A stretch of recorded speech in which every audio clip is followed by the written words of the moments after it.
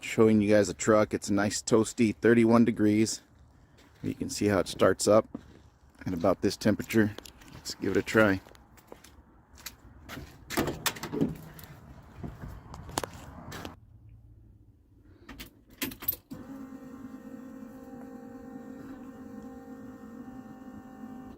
And you see it's 58 degrees on the coolant temperature.